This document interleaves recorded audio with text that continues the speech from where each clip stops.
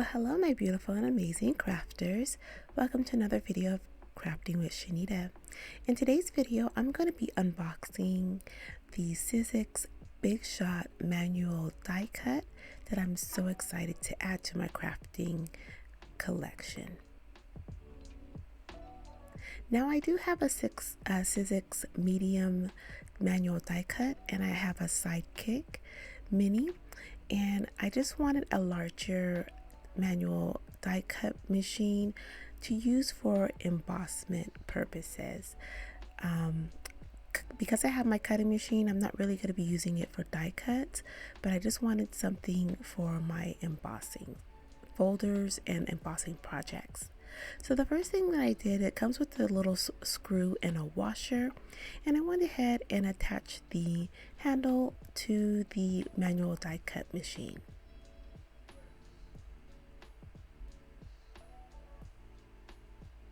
I have a project, an order that I wanted to get out for a client, and I wanted to emboss the cardstock that I would be using for the order, and this really I really wanted to add this to my collection.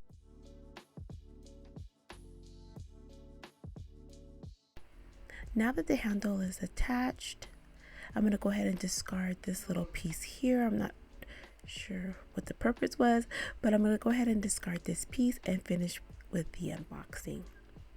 So it's going to come with detailed instructions with the different various ways that you can use the machine for embossing and cutting. You're going to get your pads as well as a platform.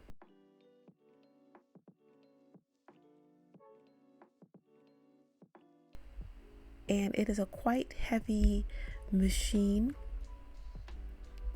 and the platform has instructions on it as well on how to use the machine and the different ways to use it.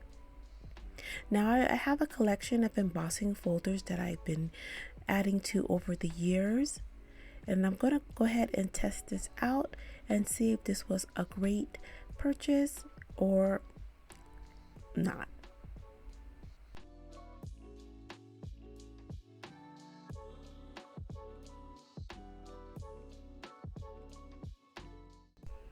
So using some 65-pound cardstock, I'm going to go ahead and give this a test and to see how it comes out right out the box.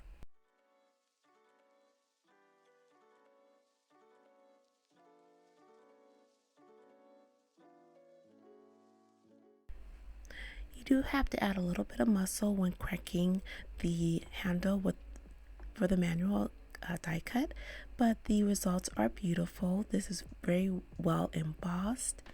So I tried it again with another piece of cardstock, and I noticed that it ripped. So I was like, okay, what am I doing wrong?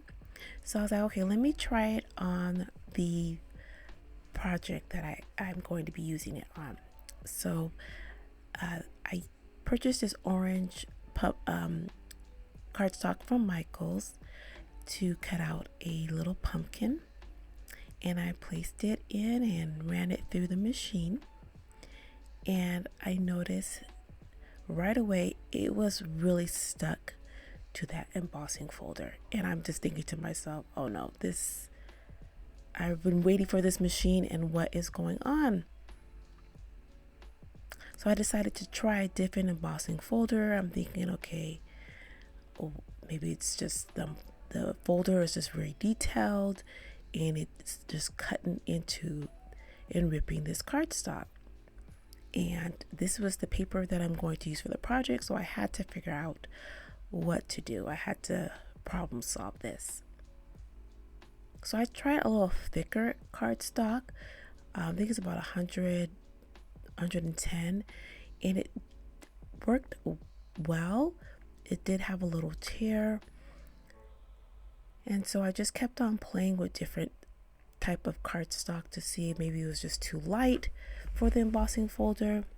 I even tried putting a piece of vellum and placing the cardstock in between it like a little sandwich, and then placing it in the embossing folder that way, which I'm thinking I shouldn't have to do this, but I really needed to get this order out. So, and that seemed to work, but I just felt like it was an extra step that really is not it's not called for in the instructions, and I didn't think I should have to do that extra step. So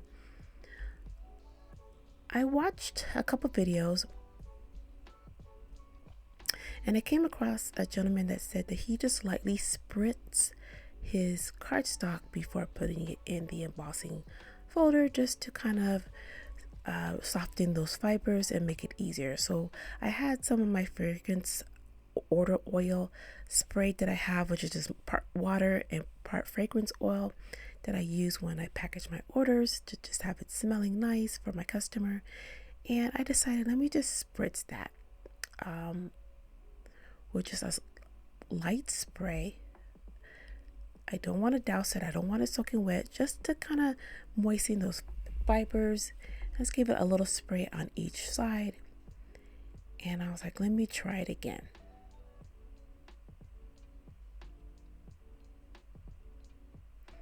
So I put the pumpkin cutout in the embossing folder that I wanted to use and placed it on the platform in between the two pads. And I'm going to give it another try. My fingers are crossed, guys. I am like, I hope this works. This whole look for this design revolves around this embossed cardstock. If you're enjoying the content of my videos, we would love to have you here at Crafting with Shaneda. Make sure to hit that subscribe button. We put out videos weekly. So I kind of paused. I was a little nervous.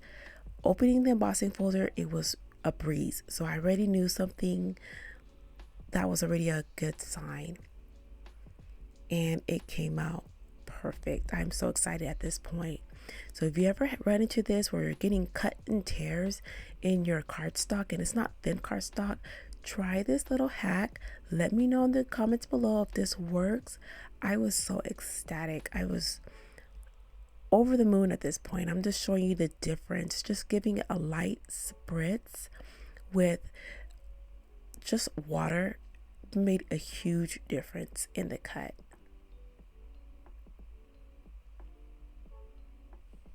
And I didn't warp my paper. I was worried about that. It just turned out perfectly.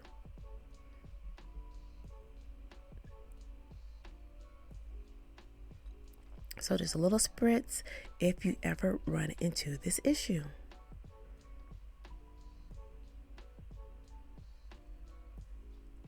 So I was able to go ahead and complete my order, and I just want to give you a little bonus tip.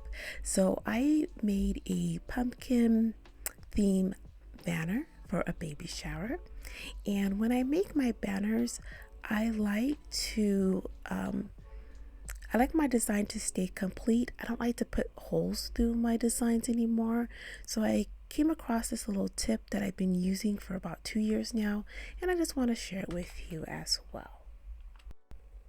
So after I finished completing and cutting out all the elements for my banner and assembling my banner, I like to use these plastic balloon holders and cut them down and place them on the back of the banner.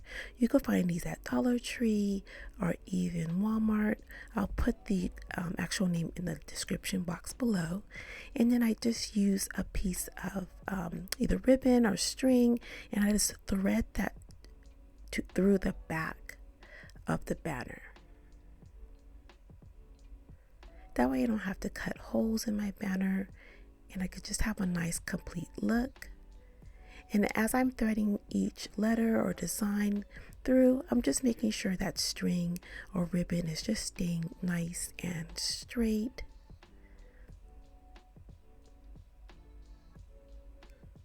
And normally I do put it a little bit closer to the top.